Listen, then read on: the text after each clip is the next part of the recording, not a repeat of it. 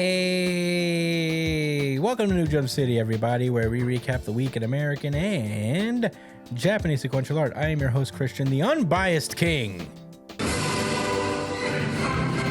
Espinal, and joining me through StreamYards. We're in the yard, everybody. It is my partner in crime, the man, the myth, the legend, the tank top sage. It's Joshua Gangsta Time Cole. It's called partner, but it should be called Gangsta Time. What's good, Chris? What up, everybody listening? Hey. Also joining us, it is our producer, Edgelord, Big News Brian. Sup, nerds? Hey. We're back, baby. Brand new episode of New Jump City. We're talking about manga today. One Piece is off, but we are still here. We're still recapping. Let's get into it. How you guys doing this week? We're doing okay? We're chilling? Rocking. Yes, sir. Rocking. Yes, sir, ski. Yeah, bro. I have continued my journey into reading every single Shonen Jump series that is currently running in Jump. I have started Ultimate Exorcist Kyoshi. I'm in the middle of a read through of that. I'm on like chapter 15 or 16 or so. And I am enjoying it. I think it's a fun little manga. It's very funny. The action and the art style is pretty fun. Yeah, as much as I'm enjoying it, it hasn't hit that point. I know that there's like a big arc coming. It's more serious than Witch Watch. There is an actual plot going on, despite that, you know, it is like kind of a funnier series. But I'm enjoying it, and I think it's very fun and unique, and the characters are cool. The design is fun. I'm enjoying it. Ultimate Exorcist Kyoshi. I recommend it so far. I am continuing Witch Watch after this current batch of Ultimate Exorcist Kyoshi. That has been okay. I'm still like. So I just want to be like clear, just in case anybody else listening was like wondering. So the Ultimate Exorcist Kyoshi, it definitely has absolutely nothing to do with the Avatar series, right? Like No, nothing at all. this is not about an earthbender. No. That learned how to bend the three other elements and become the Avatar. Not at all. No. Okay. Why? What made you say that? Avatar Kyoshi. Oh, no. It's not the same. Kyoshi's a guy in this, so it's not Kyoshi. It's not Avatar Kyoshi. Unfortunately. Speaking of, did you guys see that the new Avatar series was revealed? Yeah, I saw the art for it, the like promotional art. Looks fun. Apparently it's post-apocalyptic. Yeah, it's like a completely different world almost. It's It's a different world? It's the same universe, obviously. It's the same world, but like the world building is different. It's been so long after Korra, from what I understand. So, like it's not the 4 nations anymore. It's like 7 havens. Is what they call it. There's like 7 countries, and apparently Korra did something so fucked up that like it caused the world to splinter even further than it already did. Like Korra fucked up so bad. Why does Korra keep catching strays, bro? I don't know. Yeah. This isn't me saying it. I like Korra. I love Korra. Hot take here, but I think she's I have no problems with Korra at all. I think she's awesome. honestly. But yeah, apparently she did something so bad that like the world decided to splinter into 7 different countries now. But I don't know. They don't give any more context than that. There's no real information about it. But yeah. Anyway, that's my journey through the Jump series so far. Once I'm done with Kyoshi and once I catch up to Witch Watch, I'll start a little tier list. I think that would be very fun. I'll have read enough series to start putting together a little tier list. And yeah, that's my plan. Josh, how's your One Piece journey going? Man, these motherfuckers have been on the run from Big Mom. So much has happened. I'm reading through like a lot at once, so it's hard to try to. I gotta like think back on like certain highlights. I mean, Luffy's fighting Katakuri.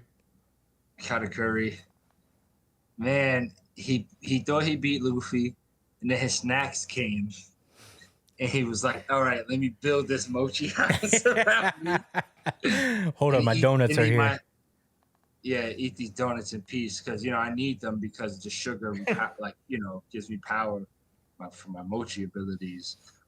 And then like Luffy wakes back up, like gets out of the situation he was in. I think he eats his way out the mochi, and then punches open the mochi house, and he just nigga was laying back, lounging with a big ass mouth, eating I remember he was so happy. Yeah, all the jewel and shit. He was fucking those shits up, man. And I can relate. I too love donuts. that was a genuinely funny moment. I completely forgot. I knew there was a gag about him not wanting people to see his mouth or whatever, but like I forgot it was like that. It looks so goofy. Yeah, Katakuri's lore is that like amongst his family, they all believe that like he's never laid on his back his entire life, Yeah. even when he was born, and that he was just this perfect figure of strength. And He's born standing up. he was born standing up, is what they literally believe. And so then the next thing they see is him lounging on his back enjoying donuts. He brushed it off too. Yeah, he played it After off he really got nice. yeah, he did. He played it off like he didn't even. He's the nonchalant guy of One Piece. Unless there's donuts I around. don't know who's more nonchalant. In the anime, I remember they had him singing a little song. It was like donuts, donuts. I got to watch that episode.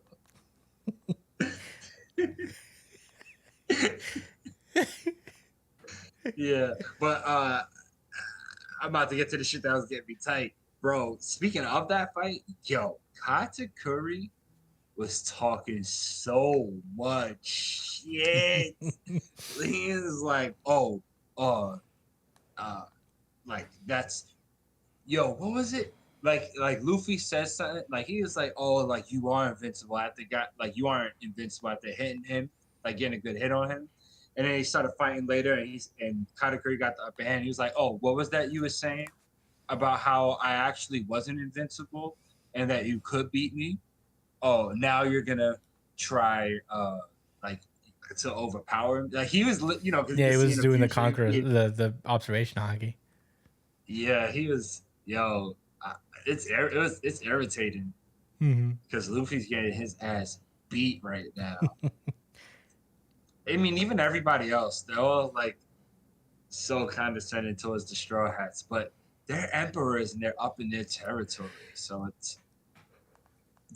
they're being super thorough. Like one of the characters I feel like who's low key the most important in that Big Mom arc is I forgot his name already, but he has like a hat, like a top hat, and he has like bones, like on his shirt. Oh, the and his book hat. guy. I forget his name too. Yes, I ain't gonna lie, he was like the captain for the whole. He's like the second in command, if you ask me. Mm. Everything was running through him. It's a really cool power. Yeah. Trap you in a book. On top of his, leadership abilities. Mm-hmm. So I mean, yeah, man, Pedro just died. Rip to the young god. Yeah, sad. Young leopard. Just for Perospero to live. Perospero. Yeah, to like kind of shrug that shit off and make a candy hand. And I took a screenshot of like, I think it was Nami and Carrot looking at him like in disgust and fear after knowing that Pedro. They thought like Pedro at least took him out, and for him to be up and okay, and then help Big Mom go. It was like, dude, it was some real desperate times. Whole Cake Island is low key a top 3 arc. I don't know if that's a hot take. No, it's not. I think the majority loves Whole Cake Island. Yeah, I don't know where in the top 3 it is, but It's up there for sure. Yeah, that's what I was thinking. Is just like stack crew by crew. Big Mom's crew is stronger than Kaido's for sure. yeah, Yeah. blow for blow. Like Prospero should not. He seems like the flimsiest one there, but he survived like a bombing to the face. Yeah. Like he probably couldn't win a one-on-one fight versus King or maybe even Queen, like one-on-one. Mm-hmm. But like Perospero, like assisting anybody against these people, it's game over. Yeah. That's how I look at it. They're way more coordinated. I mean, I think Kaido could just run through them all anyway. Probably. But he can't do. Kaido he by can't himself. run through Big Mom. Yeah. Yeah. If you take Big Mom out the picture, Kaido himself would surely run through the crew. But you could say the same thing with Big Mom versus crew too, honestly. And Big Mom is not folding to Kaido. I think Kaido would. I don't know. I can't call it one way or the other who would win. Yeah, I can't call it either. Yeah, really cool. Like the Big Mom's crew is so intimidating. They all have devil fruit powers, and all of those devil fruit powers are very strong. She's a super single mom, like super The duper singlest mom independent. alive. The singlest, independent, strongest mom out there She raised like 72 kids, by choice too. right? She wanted to, Independent by choice. right? We don't know who the fathers are. Doesn't even matter. She doesn't even care who the fathers are. We've only seen one canonical father of the kids, and that's Lola's dad. Yo, did Shifon's dad die? No, he's alive, I think. You spoiled me, but it's okay. Nah, shit. You fell for it. It's okay. Fuck. Fuck. You fell for it. It's okay. Why would... What is his name again? The trap is bad for you. You're spoiled. I forget his name. I should have asked you. That should have been a pop quiz. I should have asked you. I can't. You probably would have remembered it under pressure. No, I don't think I would have. His name is like Dumpling or some shit. Not like dump. that. It's not dumpling. It's like I had a pop quiz for you. like. Like guys.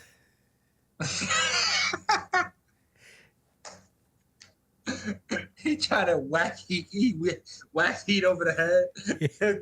That nigga lifted his hand out the water. Oven was like, "Die, it's time for you to die." Well, yo, before he got pretend died, he was like fixing up his tie and shit like that. You know, if I'm gonna die, I'm gonna look fresh. You know. yeah, for real. In front of my daughters, All right, Shifan. my You look grandson. happy, baby. All right, what's the pop quiz? All right, this isn't related to whole cake, so it might be a little hard. The baby's name is Pez. No, no. What do know. is what is Ace's mom's name? I know who it is. I know who it is. Could you at least give me the first initial? R.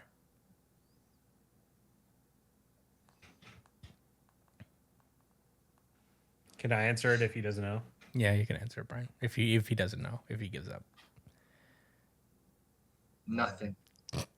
There's nothing. There's nothing in my brain right now that I can pull. All right, Brian, go for it. Rouge or Rogue. Port Gazdi Rouge, yes. He's asleep. I want to talk about One Piece anymore.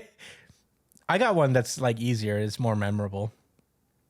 Okay. How long was Ace in the womb? For 11 months. No, No, longer. Yeah. 18. no, Longer? Was it longer than that? it was longer than that. What the fuck? Well, I was already wrong twice, so let me get one more chance. 20 Yeah. 20 months. Yep. Okay. That's okay. All right. I mean, That is insane. and she died because Is that why she died yeah. giving birth? Oh yeah. That tends to. How did that is a Oda huge, that's a is whole crazy ass guy. that's a whole ass child by the time she gives birth. Yeah, she was deliberately like delaying the birth because the Marines were going heavy Yeah. after anybody who It knew was Roger. fiending. But 20 months though? Yeah, 20 months. So that he wouldn't be conspicuous. Yeah, it makes me wonder like how they even met. Who is Porcaz de Rouge? Because Roger was fiending for Shocky. And Rouge is Garp's daughter. No, we know nothing about Rouge. Then what's Ace's connection to Gizzard? Roger asked him to look after Ace Oh. before Luffy is legit Garp's Luffy is grandson, legit Garp's grandson, but Ace is more of an Because- adopted grandson. because his mother is Garp's daughter. No, because Dragon is Garp's son.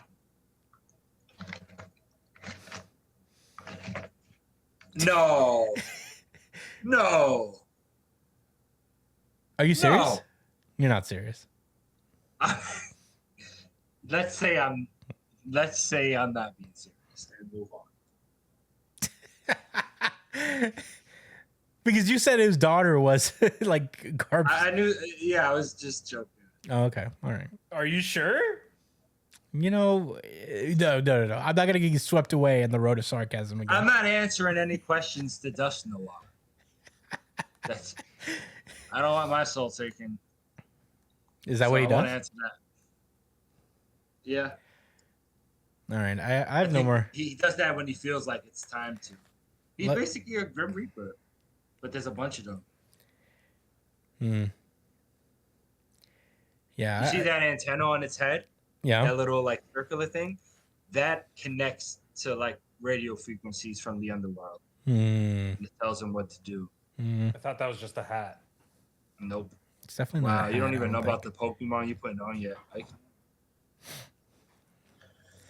All right. Well, I have no more pop quiz questions. I suppose we should move on to the show proper. and I knew Dragon was the son of Garp. Well, yeah. Imagine he's not.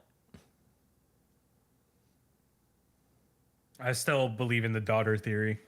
What's the daughter theory that Dragon used to be a woman and used Ivankov's powers to switch? Yeah, it's either he used to be a woman or Crocodile used to be a woman. I think One of it's the two. I think it's Alright. pretty implicit that Crocodile was probably a woman at one point Huh? because Ivankov has a big secret with Crocodile. Yeah, that's why there's the theories that he's Luffy's mom. If you were, I don't think he's his mom. I think that would be kind of nuts. I think that would be a little too crazy. No Just way. having Luffy Yeah. box his mom in the desert. Chill. Wait, you never heard that theory before, Josh? Oh, you never heard No, what? the Crocodile is Luffy's mom did theory? think- Yeah, You know what's there's a crazy? huge. Wait, time out. Before you say all of that, I just want to say this. There is an SBS page, like at the end of one of the chapters, that has like the gender swap of all of the This is the warlords. warlords. Right. And yeah, I mean they showed this dude as like like a girl, but Yeah, he didn't say anything about it. there's an specifically. implied secret, in Impel Down when Eva and Crocodile meet. Ivankov knew Crocodile from way back, and apparently, like they have a history there. So the only implication that we can possibly figure is that at some point, Crocodile was transitioned by Ivankov, but we don't know if that's true. It is it's a secret that Crocodile does not want out there. Oh wow, that is so crazy. Yeah. I hope we learn it one day. I feel like there's so many plot threads that I feel like it's almost impossible for Oda to address them all by the end. But I hope he does. If there's anybody who could do it, it's probably him. Wow. 2 bombs. Yeah, We so ain't that's even covered that's these. the Luffy's mom theory, is that Luffy's mom is Crocodile because he used to be a woman. No fucking. But way. there's no way There's because then no like way. Crocodile will not forget giving birth to Luffy, seeing him in Alabasta, and then just fighting him. Like, come on, that's so stupid. Yeah, that would be crazy. That would be a little too nuts. It could be his aunt, That maybe. means Crocodile Uncle. knowingly fought his son to the death and tried to poison him and bury him in the tomb of Alabasta. Oh my god! You know what I just thought about, bro? What? So like, if Crocodile is related to like Luffy's mom, like if they're family in that way, do you know who the rapper Beanie Siegel is? No. He used to be signed with Rockefeller. You know, Jay-Z. You said I know Bean Jay-Z. the sequel? Beanie Siegel. Beanie Siegel. Beanie Oh. Siegel. No? No, never heard of him. Well, he had a line in the song. He said, Luffy's crocodile's Just know- mom. no, but he said this. He said this. Just know if your aunt had a dick, that'd be your uncle. And when I tell you that was one of the most random fucking lines I ever heard in my fucking life, but with the context that Beanie Siegel is probably a One Piece fan, Chances are high. One Piece is very popular. I think he knew. I think he met Oda, and Oda let him know, and he was like, "I gotta slide that out to the people somehow." Yeah, after One Piece ends, Oda is like, I foreshadowed it in Beanie Siegel's song. If there's nothing else for you guys to be sure of what I'm saying is that Beanie Siegel says this shit in his verse with no context, no background, no. You're not supposed to understand what the fuck it means. Yeah, no, At least I did. it's a pretty out That's of a lot nowhere of line. people. That's a lot of people, bro. No, but I think people are off the crocodile is Luffy's mom theory, and now people are more on the Tritoma is Luffy's mom. Tree Oh, yeah. Toma. The you met her in the flashback currently, the other Amazon Lily crewmate that takes over for Gloriosa, I think in between Shaki and Gloriosa. No, she takes Or over she's after Shaki. Yeah, she's after Shaki. Tritoma. And then I guess Gloriosa comes back and becomes the Empress for a while. I don't know. Yeah, because Tritoma dies from love sickness. Damn, you're right. Yeah, I forgot about that. Try. Could it be Dragon? And she can't be with Dragon because he's a revolutionary and he's on the run all the time? I don't know. Tritoma? Tritoma. We've seen her briefly in the current Rocks flashback. Shaki leaves and leaves her in charge of the Kuja pirates. And thus, I guess she becomes the Empress of Amazon Lily for a while. Falls in love with Dragon. Has a child with Dragon, but can't be with Dragon, so she dies of love sickness. Interesting. I think we've solved One Piece, fellas. Wait, but how does love sickness work? Like, It's a silly kind of almost gag in One Piece that the empresses of Amazon Lily love so intensely that it physically makes them sick when they can't be with the person they love. and yeah, that's why people are saying that's why Kuma sent Luffy to Amazon Lily, because that's where his mom is from. Oh, yeah, there is no rhyme or reason as to why he sent him to Amazon Lily. Everybody else was sent to places that they could possibly like Get stronger. Yeah. Brian, I didn't even put that together. Damn, I think Tritoma might be Luffy's mom. I'm buying into it. I think it makes so much sense when you put it that way. There's no reason Kuma should have sent him to Amazon Lily outside of the fact that he has an intrinsic connection to it. Because he wouldn't get stronger there particularly. He couldn't have And he would known know that because he's friends with. He's friends with Dragon.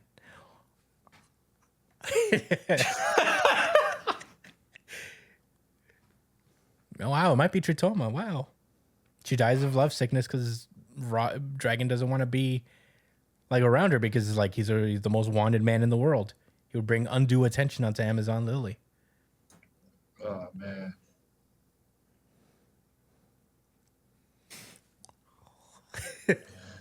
Dragon was a Marine. Dragon was a Marine. During the Bronx Pirates era, right? Ooh, yeah. Wait, hold on. No, he may have been a child at this time. This was like 60 something years ago. He may not have even been born. Damn. How old is Dragon? 40s? Yeah, I don't remember if it wouldn't have been 40s. He would have been. He looks like a younger man in this. He like he's probably in his 20s, 30s during this era. If Garp is 70 now, I don't know how old he's supposed to be. How old is Garp? Dragon was 17 years old during God Valley. Oh, wow. So he would have been probably a rookie in the Marines. Probably. Yeah. He would have been a young Marine. Damn near kid. Mm. Okay. Man, I can't wait to see. I know that I feel like we're going to get to see God Valley in the flashback. Like, I think we're just going to ramp up to it and we're actually just going to see it, because I don't think there's a better time to talk about God Valley than while we're going through Rock's and Loki's history. But wishful thinking on my part. I don't know. And apparently Tritoma was 14 years old during the God Valley incident. Oh my God, they're close in age. Dude, she do look like Luffy. They're close in age. Maybe it's a placebo thing. I'm buying into it. I'm going ghost. Dude, she has the swirlies and shit. Dog, Yeah, I think I'm buying. Let me see Tritoma. Let me see her real quick. I think it's Tritoma, not Tritoma. Tritoma, whatever. Tritoma. She does have a Luffy vibe to her.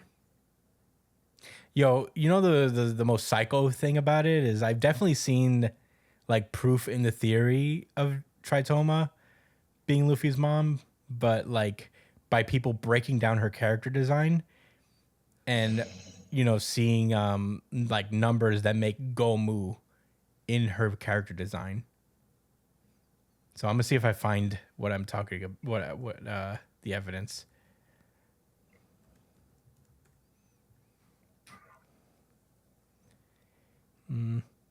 Yeah, this is the kind of psycho shit that the internet goes through. Hold on,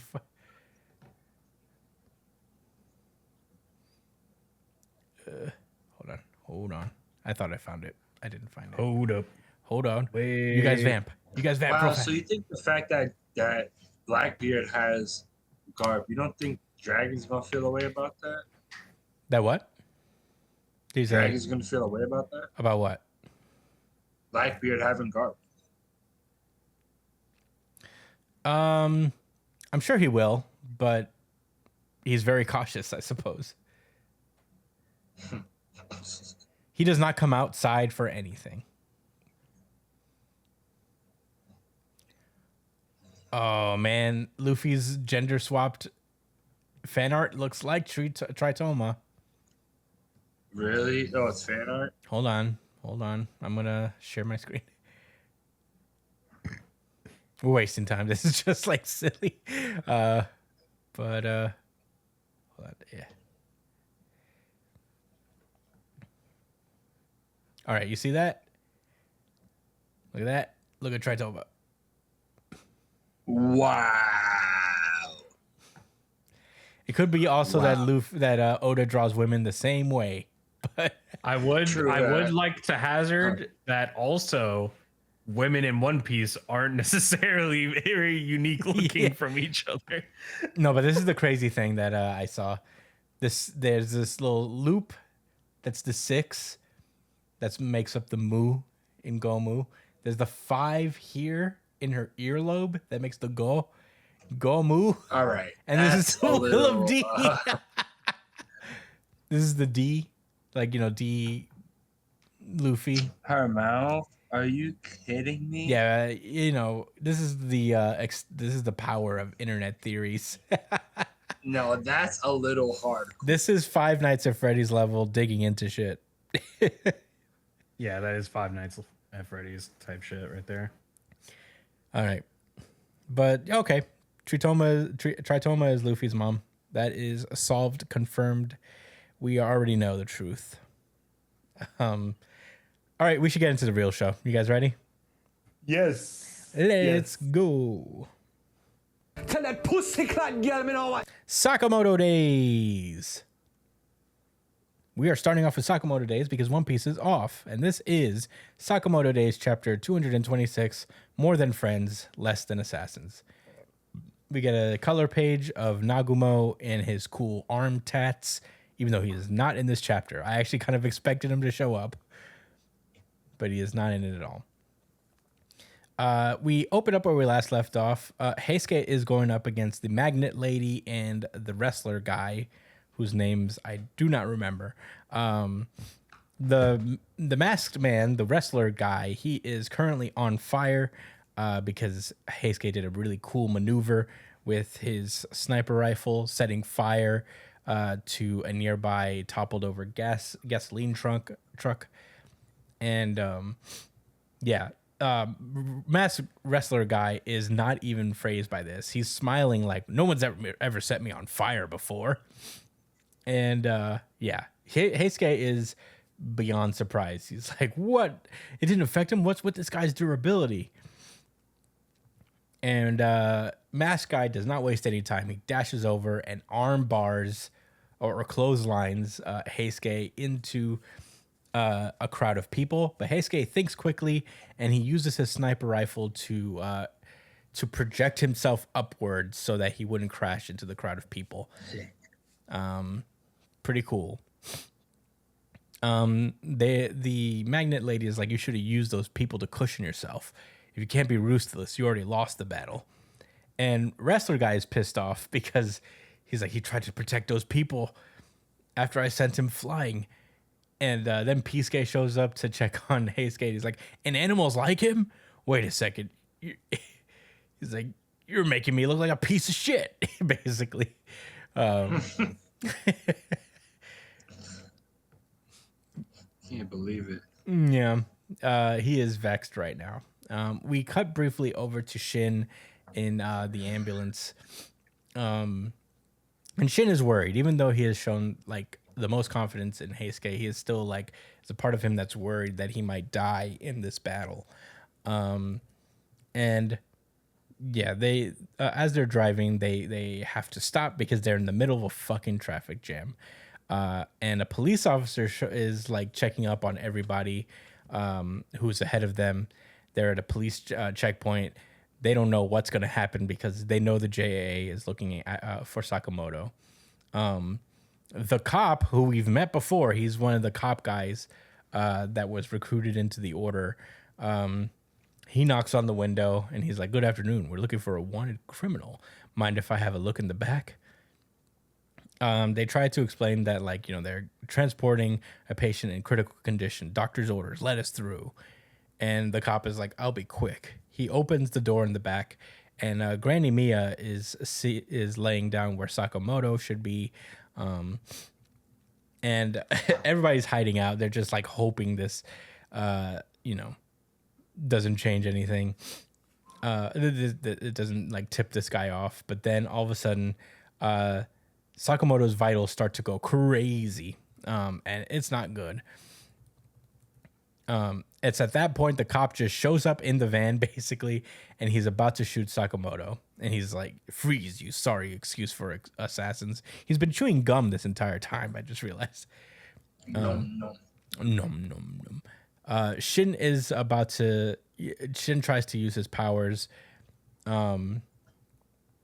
but it turns out that it's not enough because the entire checkpoint was a trap and they're just surrounded by assassins. It's not great. The cop is like, the cop thing caught you off guard, right? I get it. When I wear this uniform, I get so amped to fire my gun in the name of justice, as he points it towards Sakamoto. And before he can pull the trigger, Lou comes in and kicks him out of the truck. And Lou stays behind to take care of the cop guy. Very surprising. Very cool. That's pretty much where the chapter ends. Josh, what did you think about Sakamoto Days chapter 226? Cool chapter, especially when, we're in the one-off season. A season of one-offs. Who's going to be next? They introduced these characters really quick, but I'm not mad about that because the fights are interesting.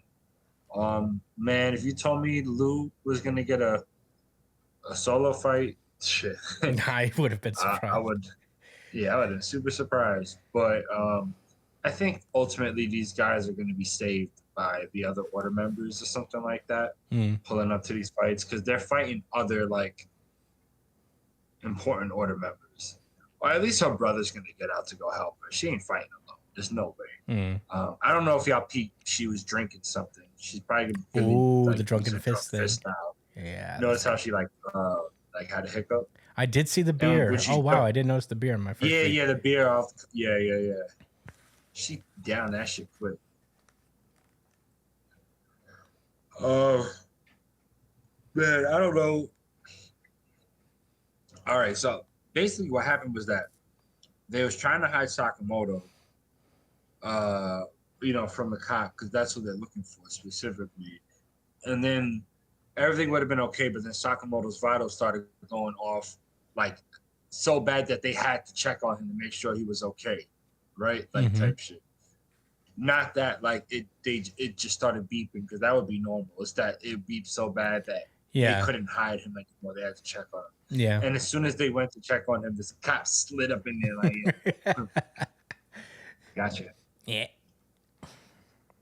Yeah. I really, really enjoy this depiction, like this character.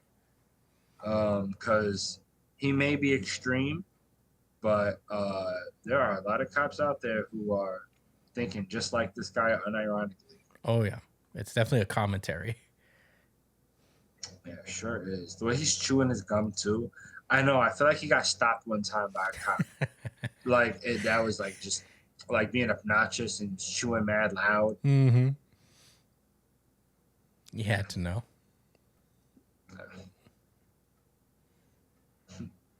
Can't wait to shoot my gun. Yeah, in the name of justice. Anyway, Brian, what were your thoughts?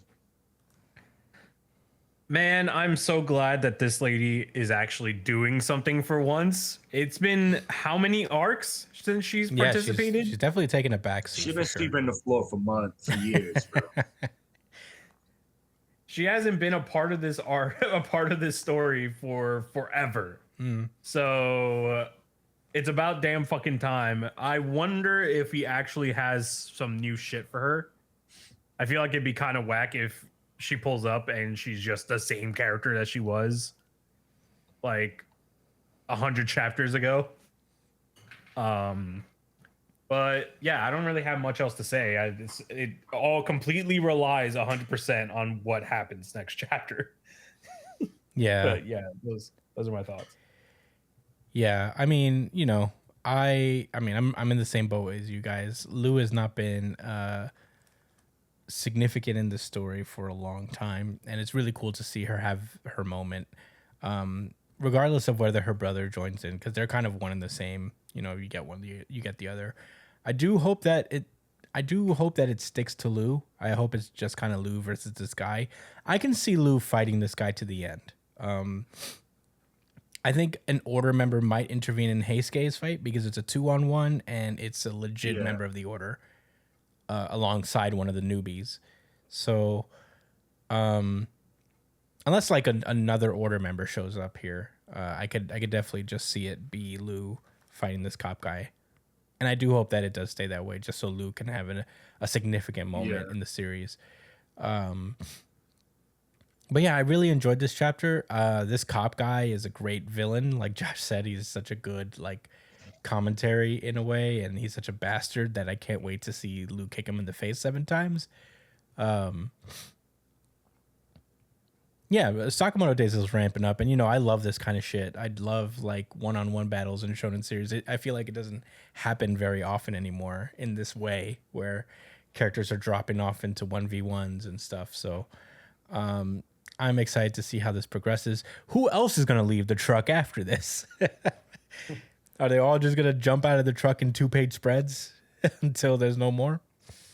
But in any case, I'm excited. You could call it a little repetitive at the end there with Lou leaving in the same way Heisuke did, but I don't mind it at all. I'm excited for what's to come. Any rebuttals before we move onward? No, sir. Nah. All right, short thoughts for what feels like a short chapter. I think this is this is a standard length chapter. Wow, but very exciting nonetheless. Let's move onward. Bloody cross. Kagurabachi. And with that, I'm gonna hand this one over to Josh. Hey, this is Kagurabachi chapter 91. Last week, we got to see Miss Kiri whip ass with a giant sword that she danced around with her body and sliced everything with. She was able to get Hakuri up out of the situation with the death game and the totems, while simultaneously, I guess, killing the one of the Hishaku assassins. Not the person that created the game, though, unfortunately. So they're all still affected by the power of the totems. Just something to keep in mind. Also, at the very end of last week's chapter, right after they defeated the girl, Hishaku member, this super strong Hishaku swordsman pulls up, Hokuto. asking Hakuri, where's Uraha? Because he's fiended out to fight him. So back to this week, you see Miss Kiri and Uraha within 1 feet of this guy. I forgot his name already. Hokuto. Sorry. Hokuto? Mm-hmm. Hokuto. Hokuto. Hokuto. Okay. Thank you. Yeah. So Hokuto is not wasting any time. He wants to know where Uraha is at. He's not even interested in these two people.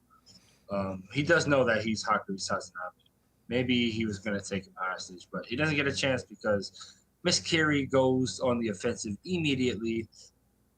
She kicks his sword away while also swinging hers and hits his armor as he throws like a block with his arm. It doesn't go through the armor. I guess it's too tough. And then he chokes her up right after that, and he's like, "Oh, that was weak." And she's like, "Oh well, that's because it was just a diversion." And Hakuto already anticipates what Hakuri's gonna do, but all he does is try to embrace. He doesn't really try to dodge out the way. But Hakuri's Iso that he uses ends up just getting bounced right back at him. That was the third time he's used it. It was significantly weaker than the other two, and he's already in a weakened state, so to speak, after just regaining his powers back. So this guy's a fucking problem. But before shit gets out of hand, another clean square slice of wall gets shot out, and our boy Natsuki comes out and says, "You're dead." And then there's this line that says, "I'm going to kill you." I don't know where that came from, if he said that right after. That's just the aura. Or if that's just what his aura is. The aura is telling him, "I'm going to kill you." Mm-hmm. Maybe that's a glimpse into what Hakuto's abilities are. Maybe You just read aura. Breaks. Anyway, he's like, "Whoa, better defend now." So yeah, Natsuki, who was also a swordsman introduced a couple chapters ago, who was the younger brother of a deceased swords. What are they called? The mystic swordsmen, sword bearers. Yeah, he was the cloud gouger dude. He got smoked. That's how the guy at the beginning of the series got his cloud gouger. Anyway, so yeah, he engages with Matsuki. And then Matsuki's like, "Look, my older brother, Ibuki Misaka, was Cloud Gouger's former bear. 3 years ago, a member of the Hishaku killed him based on the emblem. He's definitely Hishaku." And he's like, "Yep." He said, "Absolutely. The name's Hakuto." He's like, "Hey," it's funny because you see a little light bulb drawn. That shit was funny. He's like, "If you beat me, I'll introduce you to your brother's killer." He's like, "But in exchange, if I beat you, you'll tell me Uraha's location." Right. By the way, just he he's the one that killed his That's what father, I right? was thinking. I was like, what? Right? He's just lying. He's like, That's what I Oh, was I thinking. can Is he leverage- Well, lying? he's not necessarily lying. He's just withholding the truth. Yeah, I guess. yeah. It's lying by True. He said, omission. I know. Can you know yourself? He didn't That's a say. deep He question, didn't say, though. "Are you the killer?" He didn't. He didn't lie. But what does he mean by that? You know, like, what are He you said, "Are talking you about? the-" You're the He king. asked me if Basically- he knew. He's basically wins- gamifying. If he wins, is he just gonna be like, yeah, it was me? Yeah, exactly. All right, I guess. Like he's Yeah. gamifying it. Like he's purposely making it like manipulating the stakes to make it more interesting for himself. Essentially. Yeah. All the while, he gets really irritated because the guy wants Uraha because he thinks, he's a really good swordsman. And this guy goes on about how the only way to unlock his true sword potential is, and for it to blossom, was through combat with Uraha and his sword. Anyway, yeah, weirdo. This guy's heard enough. Natsuki, he says, you deserve to die, and starts fighting against him immediately. This time when he throws his guard up, his fucking armor starts to get sliced through. No, so it's like, so- fuck that. He died. Yeah. There's a nice amount of action. He hits his sword out his hand, and then Natsuki picks the sword right back up midair, and then goes for a slice. And while Hakuto's trying to dodge, Miss Kiri comes in with the assist and slices another fucking lasagna, concrete lasagna at him. Wow, it's a lot. I never thought it was going to be this much. Garfield would be ecstatic. And he's like, right, so this big fucking piece of land is basically blocking Hakuto off, like, from behind. So as this guy, Natsuki, charges up an electric move, Lightning Menace, and gets a direct hit on him. Although it's not a direct hit on Hakuto because he uses an ultimate defense technique with all his armor. Which, by the way, it reminds me of like the Senju armor from Naruto, and it looks so fucking cool. It does I think look like very this cool. Japanese style armor is so sick. Yeah, it like wraps around him in a cocoon style and defends him from the electricity. Pretty sure that's not how defending yourself from electricity would work, but what do I know? I'm not an electrician. Anyway, maybe it's not metal. Maybe it's Well, it's magical magic metal. material that that It doesn't makes conduct electricity. Non-conductive. Yeah. Did. Chris used to work with electricity. I still work in in electrical.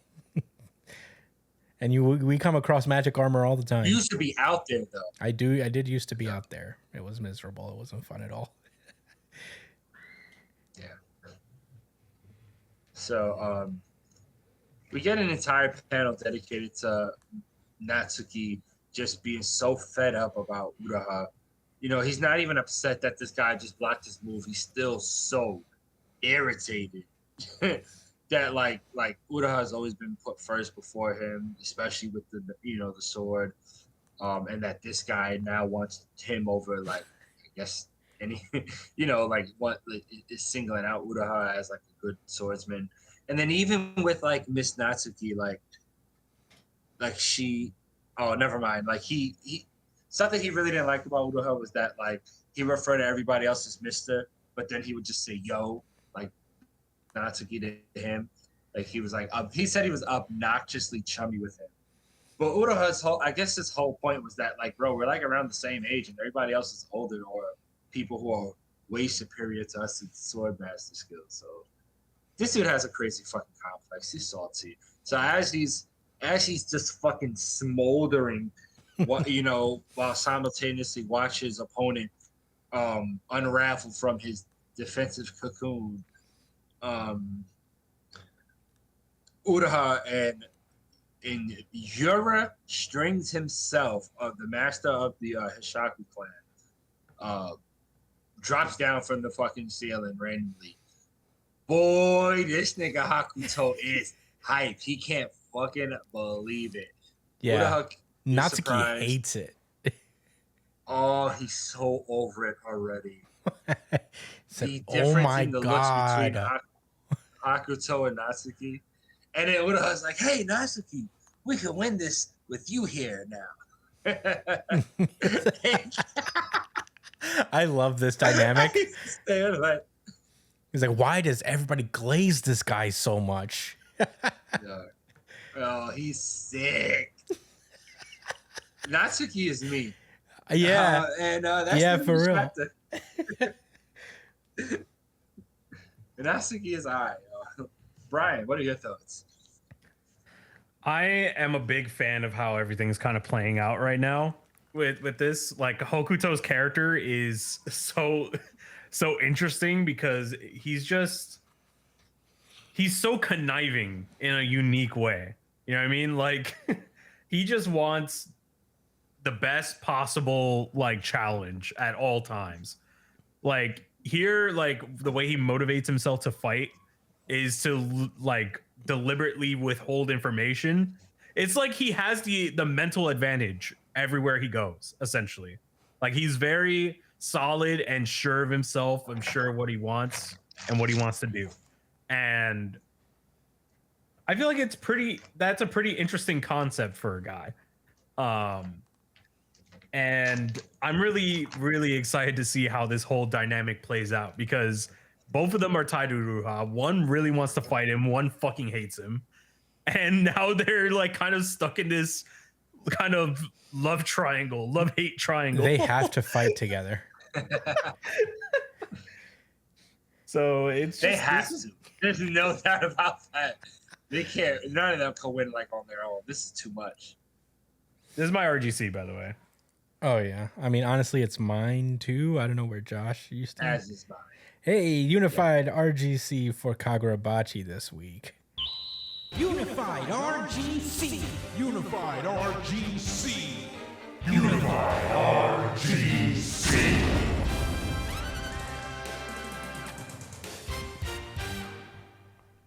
Like Hokazono I completely forgot about Natsuki, even though we literally had a whole chapter dedicated to him.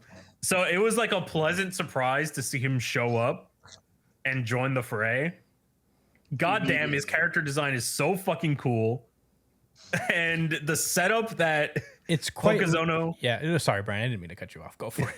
the setup that Hokazono did prior paid off so well because now you have legit all of these dynamics coming and clashing together at this very pivotal moment that like if you were to like think about this isn't a thing that happens in anybody's mind like 5 chapters ago.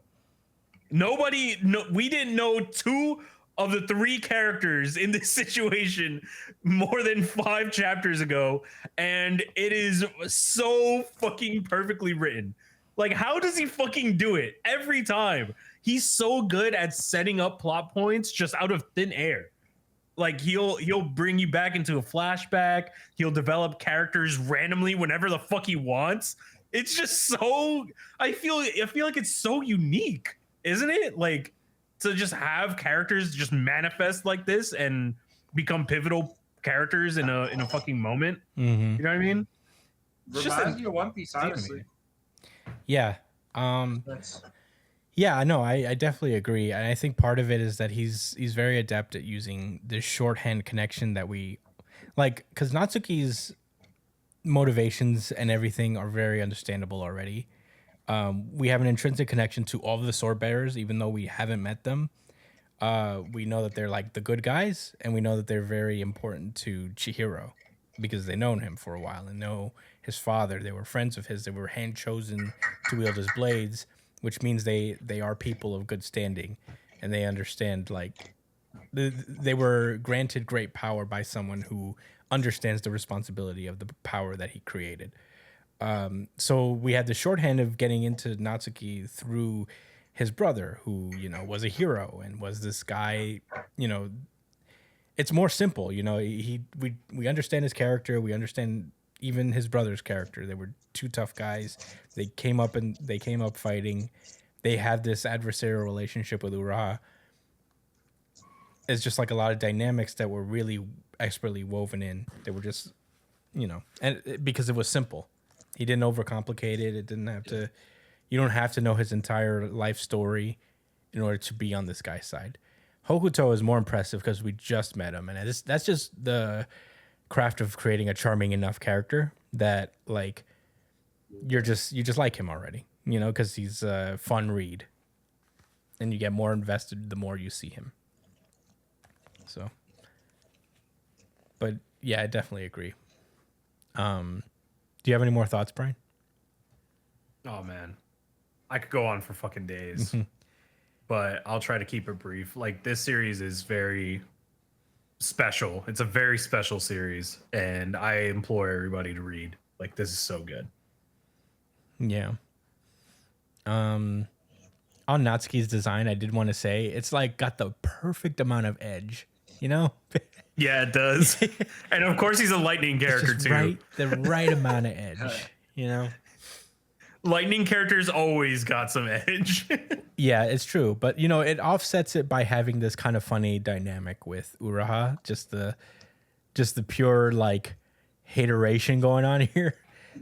Wait, does Kaminari count as a lightning character? Yeah, he literally. Well, it's electricity. He's not very edge. No, he's not. It's not always a lightning character that's edgy. They're either very plucky or very edgy, I would say. Remember when we thought Kaminari was going to be the bad guy? Oh, I definitely thought he was. He was just pretending to be dumb. Yeah, I thought he was. I thought he was the bad guy. That was the theory of mine. That he was the traitor, but ended up fucking. And it turns out it was the guy that he told us about in the very beginning when he first teased the bad guy. It was Aoyama the entire time. Bum bum bum. Anyway, Kagurabachi is a great chapter. I love the dynamics on display here. The intercharacter relationship, the fight between Hokuto and Natsuki is very exciting. I would like more clarity on the whole I'll introduce you to his own brother thing, because even if he is lying to him, I feel like it's a strange thing to lie about, Is there just a third guy with armor like this? I was thinking it's like, let me guess, does this guy have a twin brother that also killed Natsuki's brother? No, he doesn't know. Natsuki doesn't know who. No, killed yeah, him, Natsuki right? doesn't know who killed him, so that makes sense. But like, I don't get. So, But we know that it was. no, he knows. He knows who he's talking about. He knows who Natsuki's talking about. I know, he's but very well I don't. aware. I don't know why Yeah. why this lie is a thing. It doesn't track to me, but it's not like a deal It just breaker. gives him. It's like a game. It's like a game to him, essentially. He just seems like the type of person who has to be like externally motivated to take care of like, if he's going to be distracted from Uruha, might as well have fun while he does it. You know what I mean? I guess. I don't know. If that's not a strong enough, if that's not convincing enough for you, strategically speaking, it makes more sense for him to say, all right, well, if you beat me in a fight, then, I'll let you know where the thing is, meaning that he won't die immediately. He'll have a chance to survive and either get away with his tail tucked between his legs or get a moment to, I guess. shock him and then try to have a counterattack. Yeah. There's a lot of ways to look at it. Yeah, I don't want to fixate on it because it wasn't that. I'm not like that incensed about it. I was just like, Personally, I like that moment a lot. I don't know why. That moment is filled with so much fucking character for me. Yeah. Like that moment right there tells me what kind of person this guy is. Yeah. He was trying to find out what Uraha was more Yeah. than anything else. He figured, I'm going to beat this guy and force him out of honor to tell me where Uraha is. And then at the end, I'll say, it was actually me. I'll give him what he wants anyway. Tell him it was me and then kill him. It was me. That's what we thought. That does make sense. I guess that does make sense. But those are all my thoughts. Josh, what did you think? Yeah, this is my favorite chapter of the week for sure. Um, you know, I have high hopes for Natsuki because he could have easily been in the territory for me as like fodder, even with the little backstory and all of that. But it's his dynamic. It's the fact that he's kind of nonchalant about the situation too. You see, he wants to avenge his brother, but I don't think it's that serious to him. Like clearly, he's much more annoyed about Uraha and his own insecurities than avenging his brother outright. Like he's not pulling up there and he's like, Hashaku, tell me where my brother. You know what I'm saying? Mm-hmm. He's just like, yeah, I know it. Yeah, you're Hashaku, right? Yeah, y'all did something to my brother. I need to know who did that because, like, just off of pride, like I gotta get my lick back. Yeah. He's not so emotionally charged. So with all that said, he doesn't seem like a goon. Like he's about to just die here. This, I don't know if they're gonna win for sure or anything like that, but I don't think they about to die. Yeah, I agree.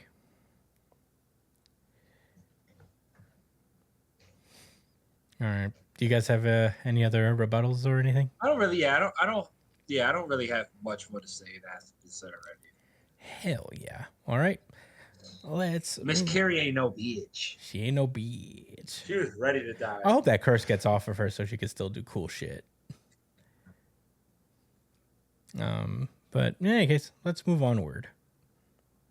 Yeah. Dandadan. With that, I'm gonna pass this one over to Brian. So the chapter picks up off elsewhere within this shrine, as we see a bunch of ninjas hidden, like kind of hiding behind pillars and shit. But we see them getting picked off kind of one by one. And we see the frog guy or the chameleon guy that was with Nuglover is camouflaged against a wooden beam, and he's kind of going, what the heck is going on? An enemy that can't be seen. It's totally unfair. They're even better hidden than I, the great reptilian, the space ninja. So is it Space Jam? Is it a pun on Space Jam? Space Ninja? Oh my god. It can't be, right? I'm not. The Space Ninja. But he is perfectly hidden. And he's just kind of like, they can't see me, but I can't see them, but they can't see me either. And as he says that, Momo goes, I see him there. And we immediately get like a half 2-page spread of Vamola punching this dude through the fucking wooden beam as well, knocking his ass clean out. And it turns out that he was like hiding, but he couldn't hide his aura. He had L aura, so she found him. And then they head outside of the shrine. Started breathing again. Huh? I said, plus he started breathing again. Oh yeah. But they started running out. The reference. No. Hunter x Hunter. Oh, because the chameleon who goes invisible. Yeah. All right. Yes, hold his breath. Wow. Damn, that's a deep cut reference. It's okay. But they're running, and then they catch up with Gigi, who is holding Seiko. Her name's Seiko, right? Yes. Seiko, who is unconscious by the car. They open up the car and they load her into the back seat. And it turns out that her ribs are broken, and Gigi's using his key to reduce the pain. Momo's kind of like worried about her, and Seiko's kind of rushing them to go to the shrine so that they can remove the curse. But as that happens, the earth starts to shake, and the squad thinks that it's an earthquake, but actually It was the Frogman in disguise as the castle, as the shrine itself, with a bunch of ninjas flying Oh my around like God. kite The men. whole time. He says, "This is my true mighty form, you stupid idiots. I was camouflaged as the castle." It's just this giant fucking castle with the frog with the chameleon's face at the top. It looks fucking ridiculous. But of course, because it's Dandadan, it's ridiculous, but it's drawn incredibly well. And he says, "I won't stand for ninja wannabes like you. Nothing makes my blood boil more than when a clumsy oaf tries to act like a ninja." Gigi starts to prepare a evil gun, but Momo interrupts him and tells him to go to the hospital with Seiko, saying that she doesn't care about the curse anymore and that it's more important that they help her grandmother. And Gigi tries to plead to her and asks whether this is really what she wants, because there's a chance that everybody would end up forgetting about her. But Momo stays strong on this, and she says that it's all her fault, and that if she still remembers her, they'll talk again. As she jumps out of the car and goes with Vamola to fight the shrine, the frog shrine, and that's where the chapter ends. Josh, what are your thoughts? That was definitely a Space Jam pun. That's what I was thinking. Absolutely. That's what I was thinking. Without a doubt. I don't know if that was what it was in Japanese, but in translation, that's definitely what they try to get across to us. Right? And I really appreciate that a lot. I love it. More than a little bit. But yeah, I like this chapter. I mean, man, with Dandadan lately, or maybe this has always been the case, but man, shit is happening. This is all because of that fucking Dracula motherfucker, right? With the blades. Saint Germain, I think his name is. So he's got regular people with yoke. All of this is to steal yokai powers, right? Yep. Specifically. So he's recruited even aliens. Yeah. Okay. And this alien transformed. This alien was actually the temple the entire time. Yes. That's what I'm supposed to believe. Yep. Okay. The ninja are his bacteria. They're cultivated inside his bowels. That's what the ninja are. I see.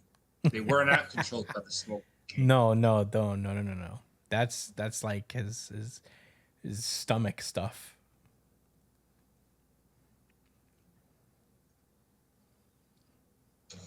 Yeah. So, what were your thoughts, Chris? I love this chapter. It was a very close second to Kagurabachi. The 2-page spread where this chameleon gets punched out made me laugh out loud, actually. When I read it, when I turned the page, it just got me.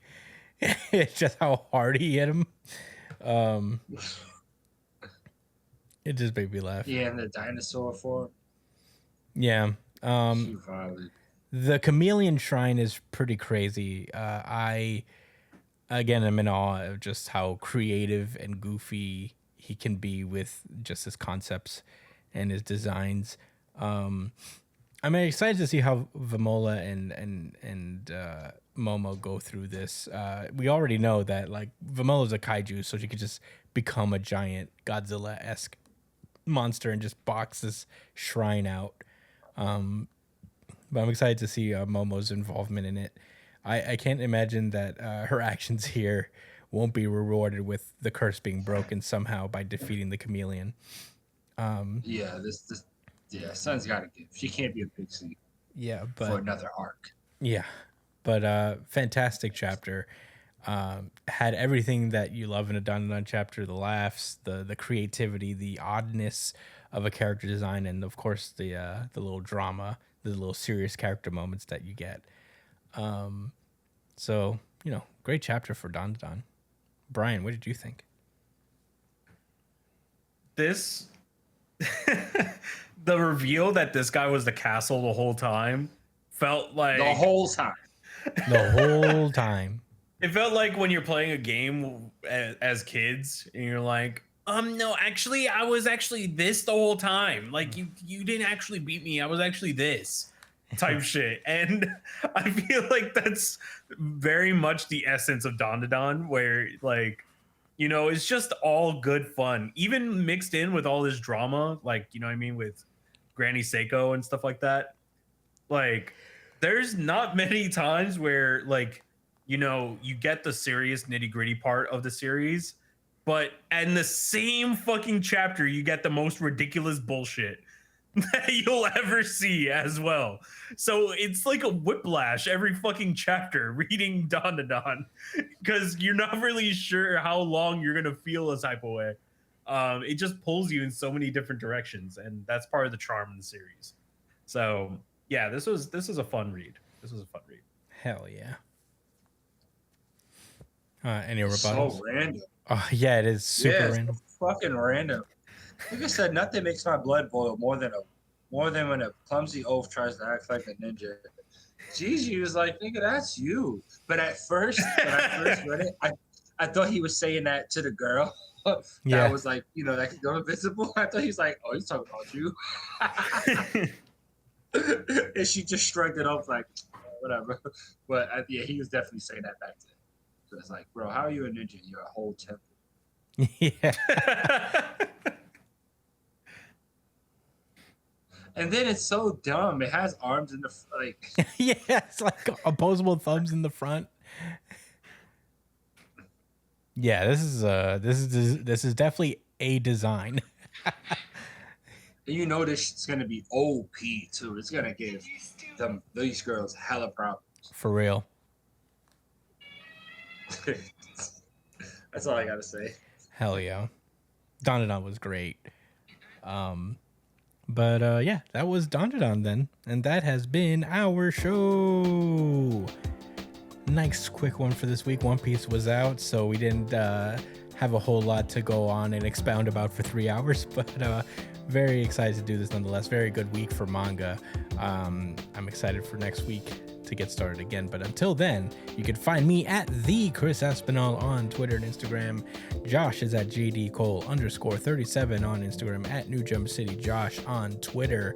Brian is at B.ESP on Twitter and Instagram. You can also check him out where he's streaming at twitch.tv/itspunchline. You can email the show at newjumpcitypod@gmail.com with any questions, suggestions, anything you guys want us to talk about, and we'll talk about it on our pre-show chat show that we do. We did one this week, so keep sending in the questions, and we'll answer them. Subscribe to us wherever you listen to podcasts, whether that's here on YouTube or whether you listen on iTunes, Spotify. We're everywhere. You can just Google us and we'll appear. So I hope you guys find us and give us a 5-star rating, give us a like, comment on the videos. And yeah, we will see you guys next week. Very excited. See you guys. Stay safe, New Jump citizens. Peace out, y'all. RIP to Overwatch. It's still going. I know.